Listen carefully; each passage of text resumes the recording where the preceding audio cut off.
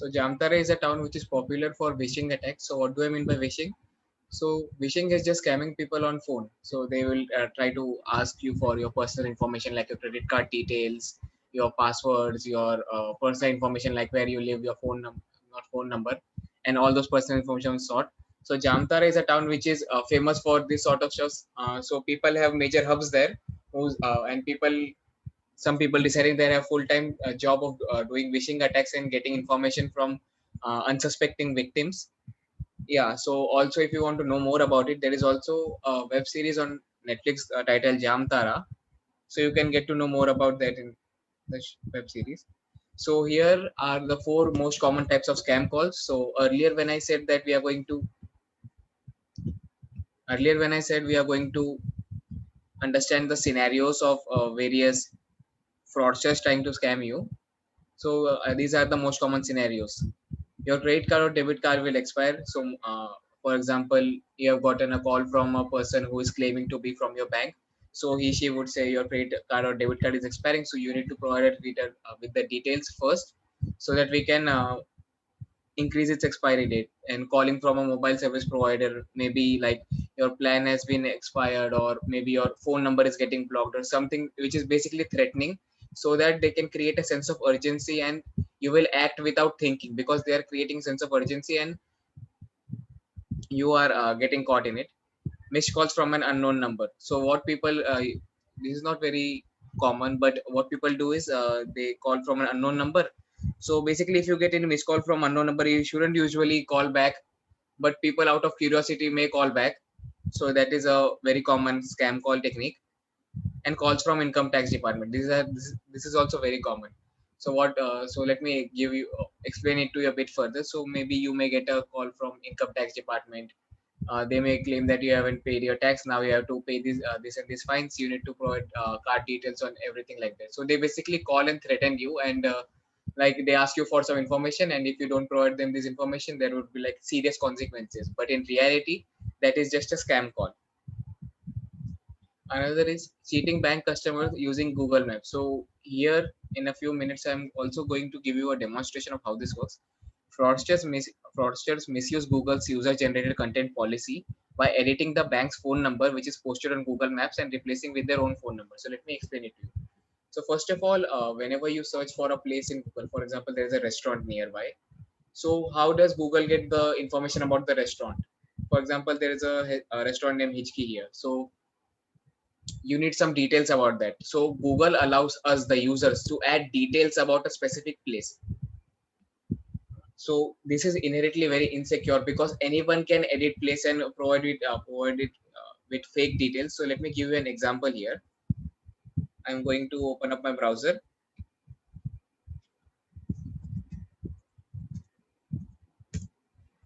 I'm going to search for a shop name, Gift Nation in Thane, just to give you an example here. Yeah. So here, as you can see, we have all the information about Gift Nation, which is a shop. 1 minute walk from Rustamji, Thane West, Thane, Maharashtra, closes, opens and closes 10 p.m. So these are all the details. So you may be thinking these are the details provided by Google. So this is not basically true. So this entire information is uploaded by us, the users. If you see here, you will get an option, suggest and edit. If you click on here, change name or other details. Here, as you can see, you can edit the phone number here. So basically, most of the times, the owner has created this details page and he has uploaded the phone number. But suppose if I am a scammer or an attacker, I can change this phone number, the valid phone number, and insert my phone number in here. So what would happen is, if a person wants to reach out to Gift Nation shop, so what he would see is the fake phone number that I have added. So instead of calling the shop, they would call me, and I could be a scammer trying to take out their personal details. So this is also a very common form of attack. So whenever you are getting phone numbers online, you should be extra careful not to reveal any personal information. Let me proceed with this. Beware when applying for PAN card online, because in the same way, there were some fake phone numbers that we previously watched.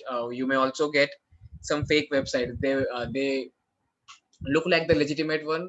They are exact same copy, like even the interface with buttons, everything is the same, but that website is not owned by the agency, but instead of that, a scammer is hosting that website. So any details, any personal details you enter there for your PAN card registration, your personal details would go to the scammer. Here is another such a scenario of a matrimonial site. The caller asked the doctor to pay rupees 7,45,500 towards customer clearance in order to get through the gifts and articles through home delivery.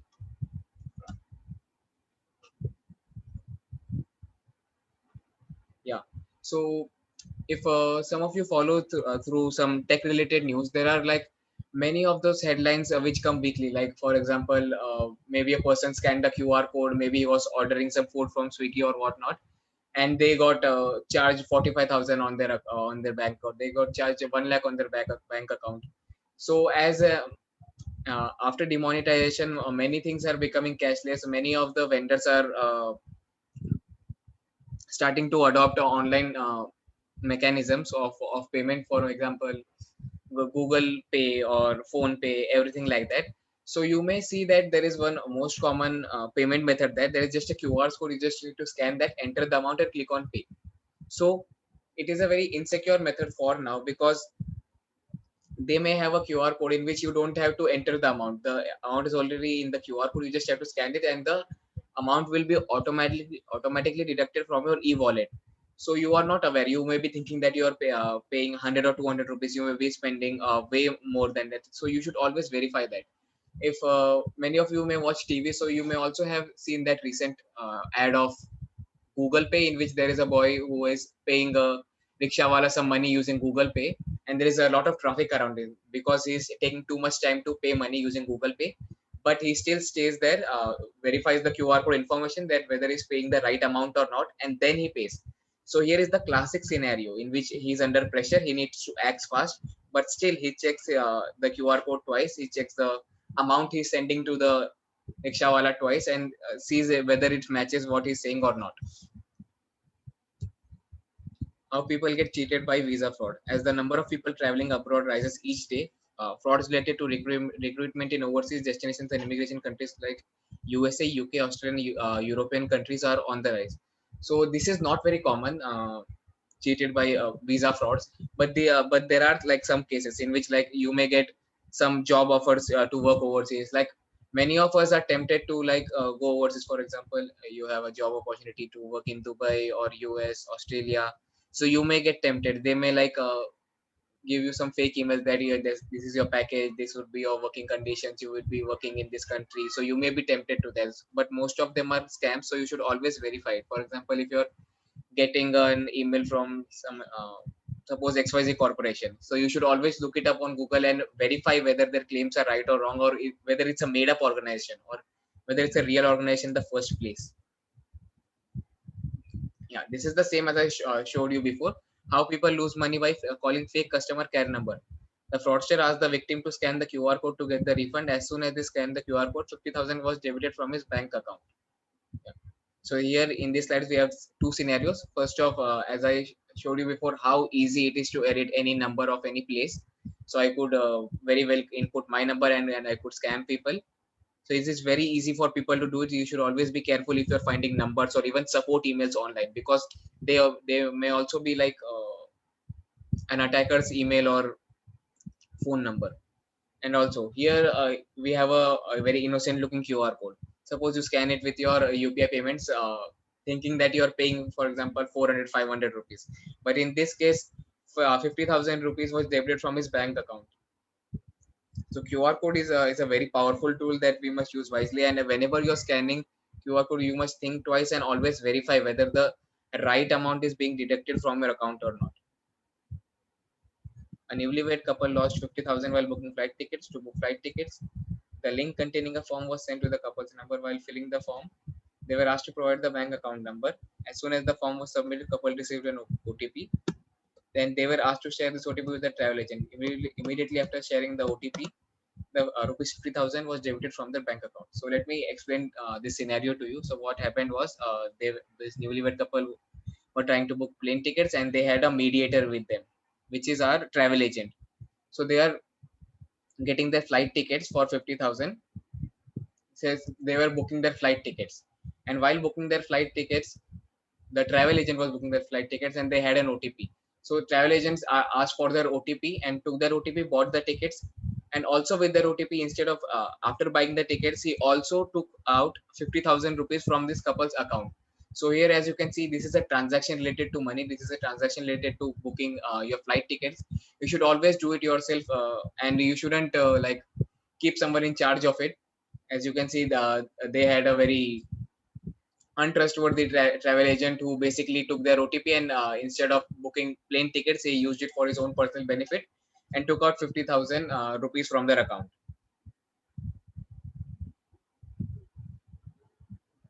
According to a study conducted by McAfee online, shoppers ignore security during the festive season. More than 55% of online shoppers surveyed reported that they were likely or very likely to click an unfamiliar email because it offered savings on their festive shopping.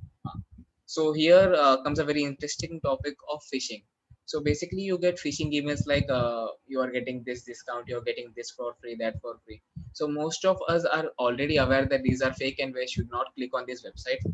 But if all these links come at maybe Diwali or maybe Christmas, so it becomes very much more convincing. For example, if someone is offering you like 70% off on their products on Diwali, so it becomes much more convincing that yeah, this is Diwali, so they may be offering 50% off. So here, according to a study conducted by McAfee, more than 55% of online shoppers reported they were more likely to click an unfamiliar email because they offered savings on festive shopping. So because they're providing you with discount on festive season, maybe on Diwali, so it becomes much more likely to believe, and users are much more likely to click on that link, which they would not click if there was like no festive season, because it's very hard to believe that a company or an org is providing you 70% off for no reason. So it just basically gives you a reason and makes you more susceptible.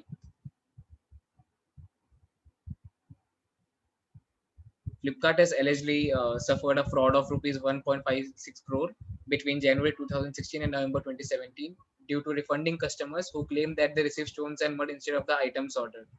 So uh, let me explain it to you a bit. So basically, whenever like people, maybe senior citizens who are not very comfortable with shopping online, maybe they are using Flipkart or Amazon. So what these companies are trying to do is they are trying to create the interface more user friendly. They are making all these refund procedures very easy. Like you just have to click on that refund button and you just have to hand in the package and get refund for that. So the refund procedure, returning procedure are all getting very easy and very less complicated, so that so that the user gets priority and it becomes easy for users to get a refund. So in this procedure of making the refund procedure easy, people are able to scam the companies itself, Flipkart company itself, on getting refunds, claiming that they are receiving stones and mud instead of the items order. And mostly an org won't question you. I'm not saying this is always the case. Maybe they won't question you, but because they want to respect their customers and they want to believe their customers, so that to make them loyal to their store. So they want you ask more questions. They would just give you the refund. So these people are exploiting that. They're taking advantage of that and getting refunds. So Flipkart suffered huge losses because of that. Yeah, it is another classic example of customer care number. Don't call Zomato customer care number, you might lose your money. She went through the official website of the company, but she could not find the customer care number. She then searched for the care's number on Google and number popped up. So here, as you can see, there is an article. Let me point my cursor here. Here, as you can see, there is an article present here. Beware, stay safe from fake customer care number. This is from Zomato.com. Zomato does not have any customer care phone line, and we never ask for any such information. Beware of fake numbers. So whenever, for example, here we have Zomato, you should always search for any customer care numbers from the official website. So this is what this person did. She went to the official website and searched for the customer care number, but there was not any customer care number present. So she went and searched it on Google, and there was a classic scenario of an attacker posted their own number and claimed it to be like the Zomato customer service number. So you should always check on the website. If it's not on the website, you should try to reach out them on email or app review of some sorts. But you should never get numbers from third party websites. Like for example, Just Dial is a very popular website in which you can get numbers from for almost anything, maybe from schools, colleges to shops. I'm not saying that that's very insecure, but you should always verify whether these numbers are true or not. Real life example of identity theft. Police complaint was lodged by a private employee, Naveen Jyoti, saying that his personal details were used by fraudsters to avail a credit card from State Bank and his name. Fraudsters had spent 88,000 using the credit card. Yeah. So here, as I previously explained you what wishing was. So wishing is basically tricking the persons to give out their personal information via phone. So what may have happened here is Naveen and Jyoti may have received a phone call. They and the fraudster have tricked them and took out their personal details using phishing calls. Now he may have threatened them or like given them some incentives which were too good to be true, but they still gave out their personal information. And he took out all those personal information and created a fake identity. He tried to mimic him and took out a credit card under his name. He just registered a credit card under his name and used that credit card to spend 88,000 using the credit card. Now, our victims Naveen and Jyoti don't even know that as a third person has created credit card under their name and are spending money on that. And when they come to know of it, it's already too late because the money has been spent. It's very difficult to recover that. So here is another online fraud. Woman lost around 40,000 after canceling movie ticket. The caller said that he would keep her get a refund for the cancelled tickets, and he asked her to provide debit card details. As soon as the call ended, she received a message from her bank saying that 40,000 has been debited from her account.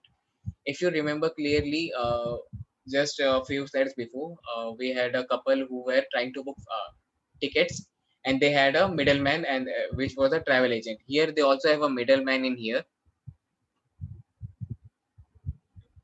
So here they wanted to cancel the movie tickets, right? So to cancel the movie tickets, you most likely have called customer care number. Maybe the app doesn't have an interface to cancel movie tickets, so she called a customer care number, which was a fake number. She may must have gotten it from a third party site on Google. So the caller asked that he can give her the refund. He just wants some information first. So first is he asked for debit card details there. So as soon as he got the debit card details, it took away 40,000 rupees from the account. Now the user was not very aware that whether this support number, this customer care number was real or not. So she ended up giving up uh, debit card information to an attacker. And even if it's a real support number, for example, it's Make My Trip. Even if you get the real number from Make My Trip, the support customer support number, you should never give out personal information like debit card to cancel the movie ticket. The most they would need is like your order ID or receipt or some sort. They would never need your debit card for it. So you should always abstain from giving out any personal information on phone or even in emails.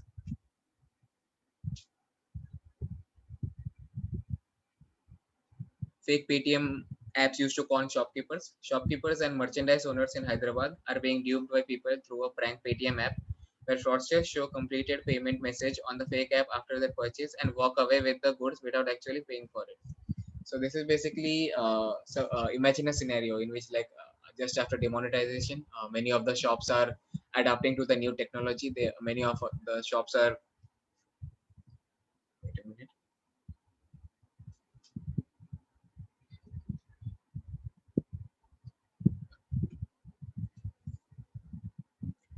Yeah, so many of the shops are still adapting to the new technology. They basically don't know how to accept payments online or things like that. And now here there are some people, they have a fake Paytm app which looks exactly like which has the same interface as the Paytm app. They have created a fake app, and suppose I have bought suppose tea from the vendor, and now I have to pay from Paytm. So what I would do is, instead of scanning the QR code, I will just show him the payment successful message. And suppose the owner is not very educated, he's just moved on to the online platform, he doesn't know how these payments actually work. So he just shows this successful payment message, and the shop owner thinks that yes, the customer has paid now. I can receive the money on my online wallet. But they don't know this is a fake app and it's a fake message that is being shown here. So there is a scam here. So here there's also a message from shopkeepers. Yeah. Fake apps of SBI, ICICI, and Axis Bank, Citibank, and other leading banks may have stolen data of thousands of bank customers.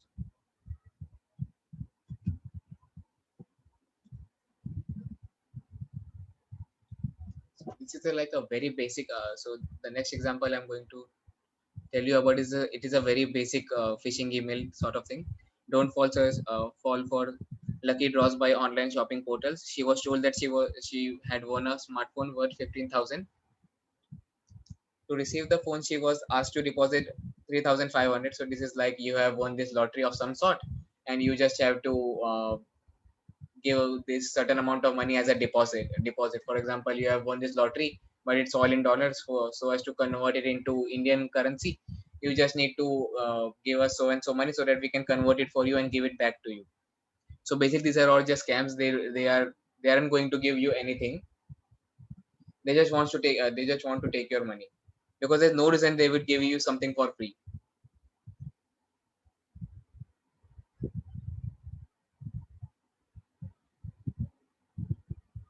Air India wants users of fake website and social media accounts. Fraudsters have created a fake website using Air India brand name and identity. These websites are demanding money from people, claiming that they will provide a job in Air India. With money demands, they also ask users to provide confidential bank and personal details. So this is the same thing. Maybe they got a phishing email, and the phishing email has a link in it, and that link redirects the users to a fake Air India website, which is not the real one, and the users get the some maybe browsers or information about there is job opening. There is a job opening here, and you just have to enter your personal information, and we will schedule an interview for your job. So you just give out your personal information, and they have your personal information. And this also may be a possibility. In the previous slide we saw that an attacker took out the personal information and made a credit card and used out 80,000 rupees from the credit card. So he may have gotten the personal information in this way. They may have created a fake website, and they may have extracted information in the name of jobs.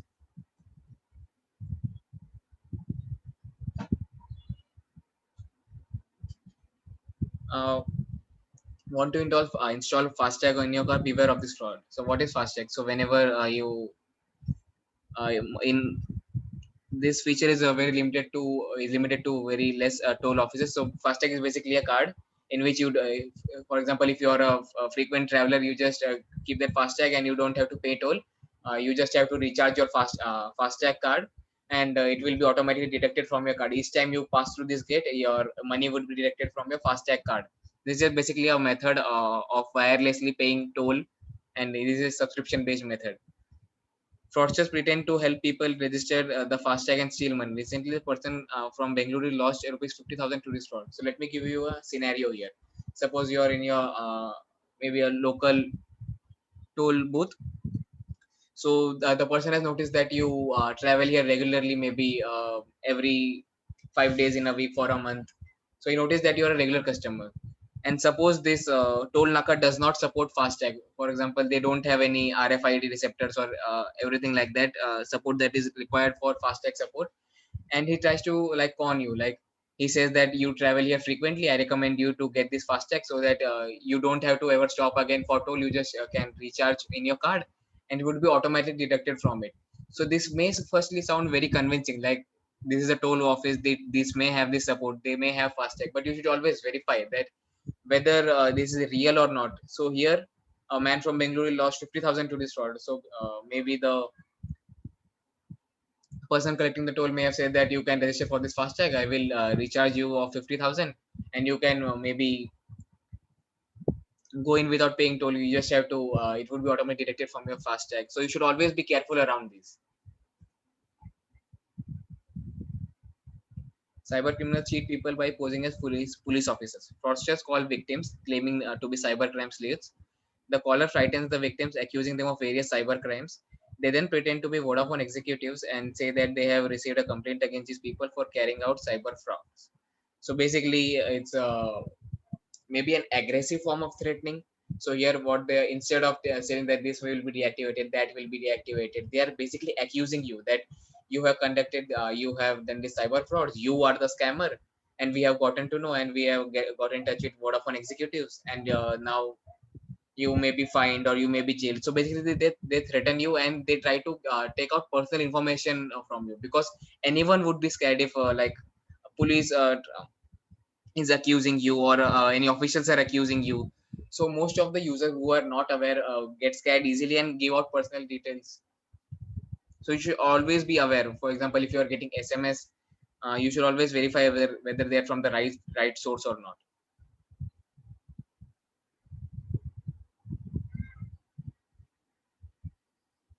Yeah. Two techies who posed as doctors and maintained a hospital in New Delhi while also operating a medical seat racket have been arrested for cheating a woman of rupees 81 lakh. They cheated several people by promising them medical seats in various universities across country and abroad. So these are basically management seats.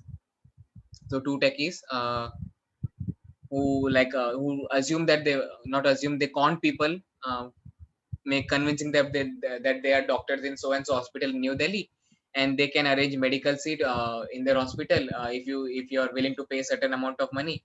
So a woman here has paid them 81 lakhs, assuming that she would be getting medical seat in this hospital,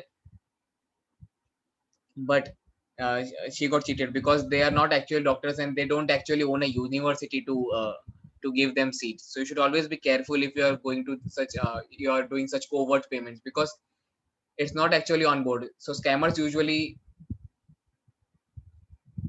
try to stay covered. They also may ask payments in Bitcoin. So here I would share a real life experience. A friend of mine was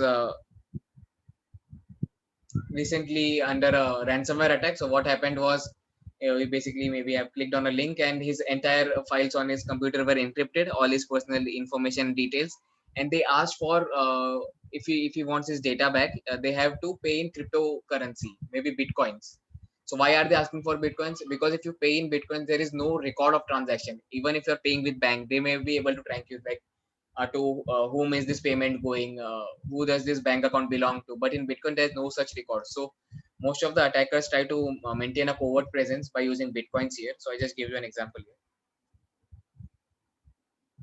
Microsoft files complaint alleging cyber fraud by fake call centers in Gurugram. According to the complaint, these call centers were allegedly warning people, unsuspecting people, under the garb of providing technical support using Microsoft's name. So it's also the classic example of support center. Microsoft does not have any support center in Gurugram, so they have created. Some people have come together, created an org, and created a fake call center in Gurugram, and now they publish their numbers in websites for technical support. Suppose you have any licensing issue with your Windows, any office with MS, any issues with MS Office, so you try to look up for the support number, and you would come across this technical support number, which is not actually the real number, and you may end up calling this fake call center, and they basically take out personal information from you and take out money from you. So Microsoft took action against them, which is a good thing. So then they shut down this fake call center in Gurugram, because they don't have any call center, and just people are pretending to be Microsoft officials and running a fake call center to just con people. Fraudsters can steal money by hacking your SIM card.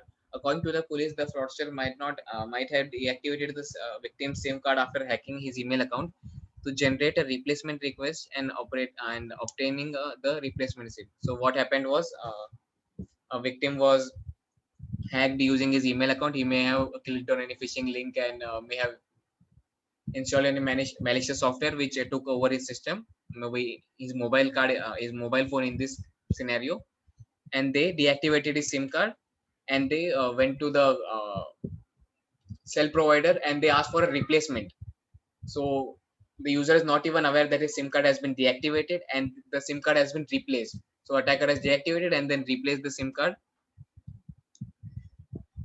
So they can basically perform identity theft, because now you have a new number and you don't even know that. So this just shows how careful we should be in online whenever we are doing anything. online related to money, whether be it booking tickets or going out to eat, booking maybe booking tickets, buying something online. You should always be careful around payments. IRCTC warns users against fake tourism website. IRCTC has warned users that a website named irctc2.com is cheating people in the name of IRCTC and is taking people into making fraudulent transactions. The IRCTC has filed a complaint against this website. So here I will make another scenario to explain you properly. So suppose you have gotten an email, they are giving you a lucrative trip. Maybe you are going to France or any other exotic country for a very low priced package. For example, 50,000 you will go to every European country. Anything that is lucrative, anything that they can make sound lucrative, and they will give you a link. There you just have to go to these websites and book tickets. And here if you see www.irct2.com. This may sound like a legit website to some people. Maybe a user has clicked on that website and booked their ticket there, but they don't know this is not the official website. This is a fake website, and the email is fake. There is no such package. They just want to take your money. So you should always be careful whether the payment website is original or not. You're booking tickets on IRCTC, whether it's the original website or not. You should always try to verify that because it's necessary.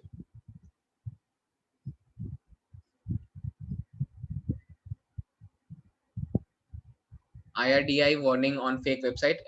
It has issued notice to public not to buy any information from this fake website, irdaonline.org. It has also clarified that it does not sell insurance products. So it is another example of fake products, and the company is warning that this website is fake and you should not go through this transaction under this website. And it's a good thing that companies are noticing all these frauds that are happening, and they're trying to make their customers, their users aware. As I gave you the previous example of Google Pay, there was an ad by Google in which they made people aware that you should always be aware when you're scanning QR codes, and you should always verify that. So orgs are just making sure that their customers are safe. A survey of domains has found that registrations of fraudulent domains are increased by 11% 2018. So this is basically like here a scammer has created the website www.irdionline.org, and they have bought this domain and hosted this website, which is a fake website. So here they are saying that in 2018, 11% there were 11% more fraudulent fake website with that were being registered. Like more and more attackers are buying real domain names to con people.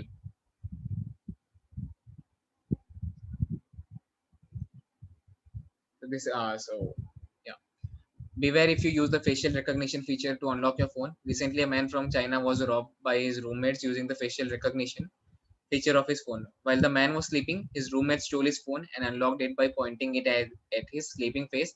The man woke up next day to find out that he was robbed of more than 1.3 lakhs. So this is basically a very specific example. This could be said about anything, maybe a fingerprint.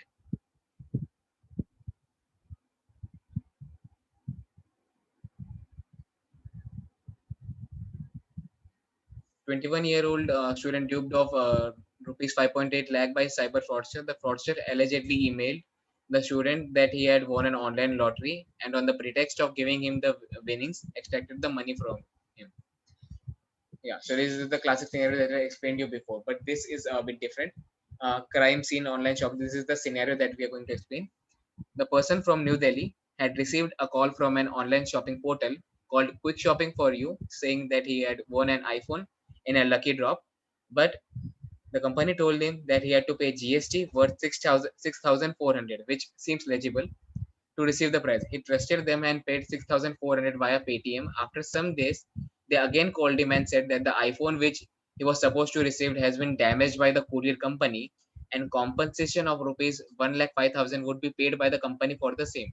But again, he was asked to pay rupees GST of rupees 15,000. Victim somehow paid the amount, but after this, he had no money. He did not receive any calls from them. So he basically got a spam email regarding that you have won an iPhone, you just have to pay the GST. The person paid them the GST of 6,400. So no one gives you stuff for free. But he still believed them and paid them GST. And after that, they said that your phone was damaged, and now courier company is ready to pay the compensation. And now for the compensation, this they also extract GST in the name of compensation, and the user somehow gives them this money. So you should always be aware of such scams. That's why we are giving you this different scenarios, so even if you come across this scenario, you'll be able to relate and get out of it.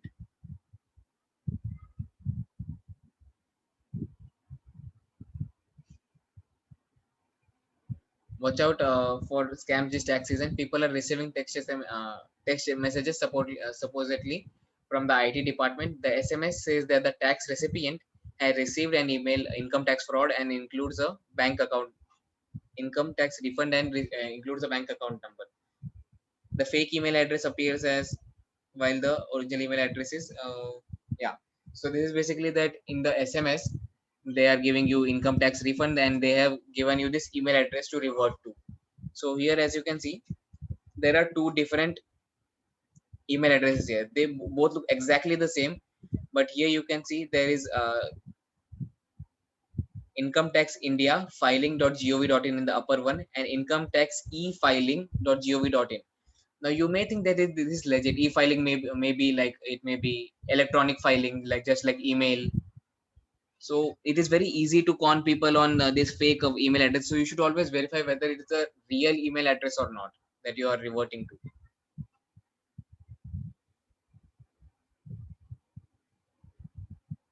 Yeah, here is another example of people scamming organizations. As organization don't usually ask many questions to customers so that to respect them and trust them in other words.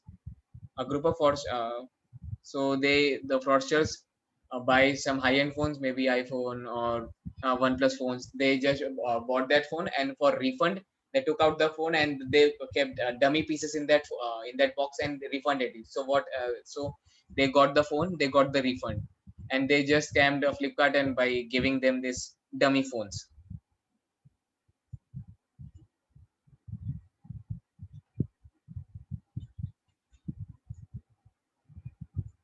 Yeah.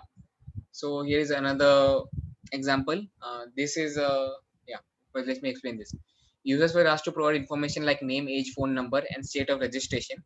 In just 2 days, the website www.modilaptopvishguruji.com managed to collect information on 15 lakh people. The accused had planned to make money out of from this scheme by selling the data collected to cyber criminals. Using this data, cyber criminals would extract money from people. I also got this message on WhatsApp that Modi ji is distributing these free laptops. You just have to go to this link and give out some. You just have to fill a form, and then you will get a free laptop delivered at your doorstep. So this obviously sound fake, but some people, as per this report, 15 lakh people have. He managed to get details on 15 lakh people, like their age, phone number, name. So and he took all these details that he got from this scam and then gave out to the cyber criminals. Here they have the phone numbers. Now this phone number could be used for phishing attacks that we previously mentioned. Fraudster cheats man after collecting his ATM card details. A resident of Mysore received a call from a person who claimed to be a bank official. He told the victim that the bank is issuing a new ATM card and asked him to take the photo of his ATM card and WhatsApp the photo. Believing it to be true, victim clicked the photo of his ATM card and sent the photo on WhatsApp. Within 10 minutes, he received a message from bank saying 10,000 has been withdrawn from his account. So now, if you like hear me saying this, this may sound very dumb to you, but there are many people who fall prey to such easy scams. Maybe they will be senior citizens who are not very much aware of the technology, or people there who are using this online payment method for the first time.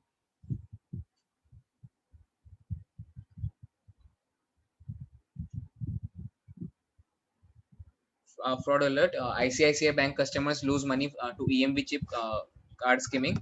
Fraudsters use this small electronic device called a skimmer to steal your credit card information. This normally happens when your credit card is inserted to an ATM or POS machine. Fraudsters use the stolen information to withdraw money from your bank account.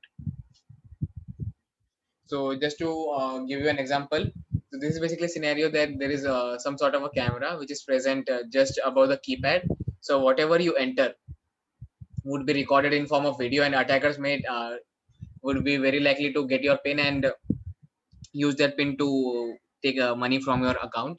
So if you see in many of the ATM guidelines, they always ask to cover user another hand to cover what you are typing.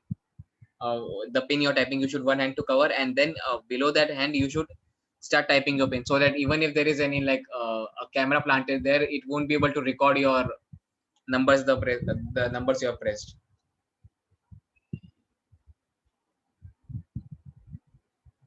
Lost money from mobile wallet, see what the RBI rules say. SMS email notification 24/7 helpline, refund in 3 days. 3 days if wallet provider is fault. Suppose you have been scammed, and the wallet provider is liable. For example, there is an issue from the wallet provider. For example, you are using PhonePe, and there is an issue with PhonePe for because of which you lost some money. So the wallet provider itself is liable to pay you within 3 days, and refund cases must be resolved in 10 days. For example, you may receive a call that you have made this transaction months ago, and you have applied for refund and you are getting a refund, which is not basically true. You can only get refunds in 10 days, meaning all your refund must be resolved within 10 days. KYC is mandatory for mobile wallet users because there may be a ton of fake accounts if there is no KYC. And also, if you remember clearly, many of you may have seen there are like booths set up in places near you, like a Paytm booth for KYC. There are people standing below like an umbrella sort of thing, and they are inviting people to get KYC done. So this is just Paytm trying to spread awareness and encouraging users to go through KYC and authenticate themselves. So all this just tells us how the organizations and the companies are taking a big step in the right direction. That they are making users aware. They are releasing articles on this and how they can avoid this. They are taking hard actions, and we as users should also be aware of the scams, and we should stay away from it. And there are also guidelines issued by RBI to make digital transactions safe. No option for verification. Refunds must be made to the original source of the payment. Background checks of merchants, customer grievances, like they are. For example, you are opening an e-commerce website. Your e-commerce firm should have customer grievance, a method to deal with customer grievances, whether be it email service, whether be it call center, so that customers can send their issues to you and you can fix it. And also background checks for the merchants. So I don't know how many of you are familiar with this, but if you check certain reviews of some shady products on Amazon, maybe there is some products with very bad reviews. It is basically a fake merchant who is sending in fake goods, and they're asking the full price for it. So so basically anyone can sell it on Amazon. So if there are no background checks conducted, anyone can sell fake products. So background checks should be mandatory, and RBI had made these guidelines for that. And suppose you are the victim of such cyber crimes. You have provided some details to you online. You have been scammed of certain amount of money. So how do you report such cyber crimes complaints? You just have to head on to cybercrime.gov.in, which is the official website of Government of India, to report any cyber crimes. You just have to click on go to this website and report other. You just have to report your cyber crime. So beware of the AnyDesk app. So if you don't know, AnyDesk is just an app which you use for screen sharing. It's just like TeamViewer. Under this law, fraudsters entice victims to download the AnyDesk app through the App Store or Play Store. This app can be used to get remote access to the mobile. Fraudsters make transactions using the mobile wallets on the phone. So basically, they would try to craft an phishing mail. They would try to convince you to install this AnyDesk app. And once you install this app and give them your remote access, they would be able to. They basically have complete access to your phone. They may open any apps on your phone. So what they basically did was they opened up your mobile wallets and made transactions under your name because they have complete access on your phone because you gave them the remote access using AnyDesk. So you should always be careful in using such remote desktop applications. Yeah, here is, as I said, they create fake websites. And also, I forgot to say, whenever people create fake websites, they try to mimic the original domain name as far as possible. As you can say, genuine income tax email domains, income tax india.gov.in, income tax India.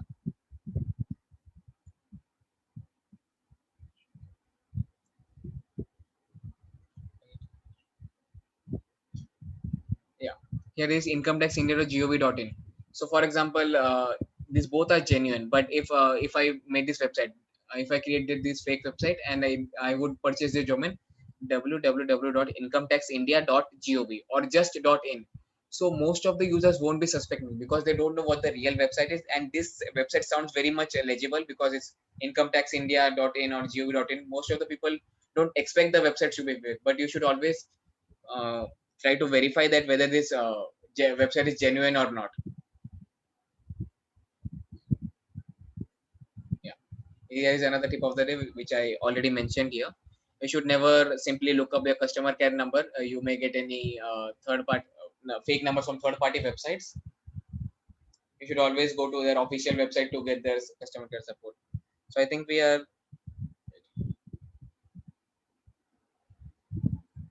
So I think for today we have covered enough. If you have any questions,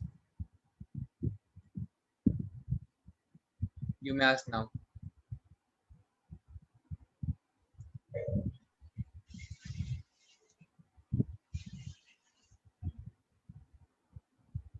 Any questions related to this session, whether be it phishing or email scams, phishing. Any questions?